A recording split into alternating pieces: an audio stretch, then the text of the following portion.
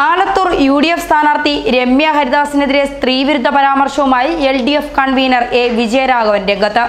പൊന്നാനിയിൽ LDF സ്ഥാനാർത്ഥി PV അൻവറിന് വോട്ടഭ്യർത്ഥിച്ച് നടത്തിയ പൊതുസമ്മേളനത്തിൽ സംസാരിക്കുമ്പോഴാണ് വനിതാ സ്ഥാനാർത്ഥിയെ വിജയരാഘവൻ അധിക്ഷേപിച്ചത്. പത്രിക സമർപ്പിച്ച ശേഷം കുഞ്ഞാലിക്കുട്ടിയെ കണ്ടതിനെ ചൊല്ലിയാണ് മോശം പരാമർശം നടത്തിയത്. പത്രിക സമർപ്പിച്ച ശേഷം രമ്യ P കുഞ്ഞാലിക്കുട്ടിയെ കാണാൻ പോയിരുന്നു. അതോടുകൂടി ആ കുട്ടിയുടെ കാര്യം എന്തായെന്ന് അറിയില്ലെന്നായിരുന്നു വിജയരാഘവന്റെ പരാമർശം. വിജയരാഘവന്റെ പരാമർശത്തിനെതിരെ പ്രതിഷേധം ശക്തമാവുകയാണ്. എന്തായാലും രമ്യയുടെ പാട്ടിനെ വിമർശിച്ചുകൊണ്ടായിരുന്നു ആദ്യം ദീപ നിശാന്ത് രംഗത്ത് വന്നത്. അതുതന്നെ രമ്യ ഹരിദാസിന് ഏറെ പ്രചരണം ലഭിച്ച ഒരു വാർത്തയായിരുന്നു. എന്തായാലും ഇപ്പോൾ രമ്യ ഹരിദാസ് എന്ന ആലത്തൂരിൻ്റെ രമ്യ തന്നെയാണ് ഇപ്പോൾ വാർത്തകളിൽ ഇടം പിടിച്ചിരിക്കുന്നത്. ആലത്തൂർ ലോക്സഭാ മണ്ഡലം UDF സ്ഥാനാർത്ഥി രമ്യ ഹരിദാസിന്റെ പേരിൽ ആകെയുള്ളത് 22,816 രൂപയുടെ സ്വത്താണ്. 2 ബാങ്ക് അക്കൗണ്ടുകളിലായി 12,816 രൂപയും 1 ലക്ഷം രൂപ വില മതിക്കുന്ന 4 ഗ്രാം സ്വർണവുമുണ്ട്.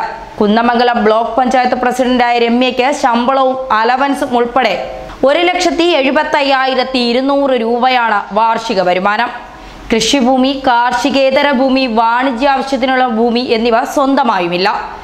LIC ഏജന്റായ അമ്മ രാധയുടെ വാർഷിക വരുമാനം 12,000 രൂപയാണ്.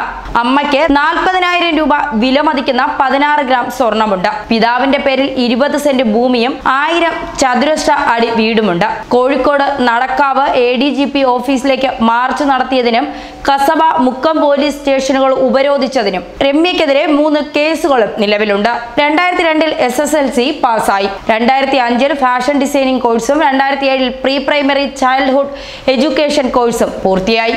എന്നാൽ നാമനിർദ്ദേശ പത്രിക സമർപ്പിക്കാൻ എത്തിയപ്പോൾ സാക്ഷിയായത് അമ്മയാണ്. നാമനിർദ്ദേശ പത്രിക സമർപ്പിച്ച് തിരിച്ചിറങ്ങുമ്പോൾ രമ്യ ഹരിദാസ് അപ്രതീക്ഷിതമായാണ് അമ്മ രാധയെ കണ്ടത്. മകൾ പത്രിക സമർപ്പിക്കുന്നത് കാണാനെത്തിയതായിരുന്നു അമ്മ. അമ്മയ്ക്ക് പൂക്കൾ നൽകിയാണ് രമ്യ സന്തോഷം പങ്കുവച്ചത്. പിന്നെ അമ്മയോടും സഹപ്രവർത്തകരോടുമൊപ്പം സെൽഫിയും പകർത്തി.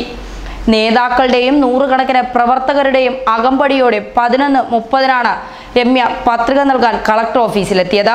അനിലക്കര MLA, നേതാക്കളായ VS Vijayaraghavan, KS Achuthan, VC Kabeer എന്നിവരോടൊപ്പം ജില്ലാ ഭരണാധികാരി കൂടിയായ കളക്ടർ D മുരളിക്ക് മുൻപാകെ പത്രിക സമർപ്പിച്ചു. ഡമ്മി സ്ഥാനാർത്ഥി പട്ടിക സമർപ്പിച്ചിട്ടില്ല. പിന്നീട് ഷാഫി പറമ്പിൽ MLAയും എത്തി. എന്തായാലും ഇനി ഏപ്രിൽ 23 വോട്ടെണ്ണിയതിനു ശേഷം മെയ് 23 ജനം തീരുമാനിക്കും ആലത്തൂരിലെ സ്ഥിതി എന്തെന്ന്. ന്യൂസ് ഡെസ്ക് മലയാളി വാർത്ത.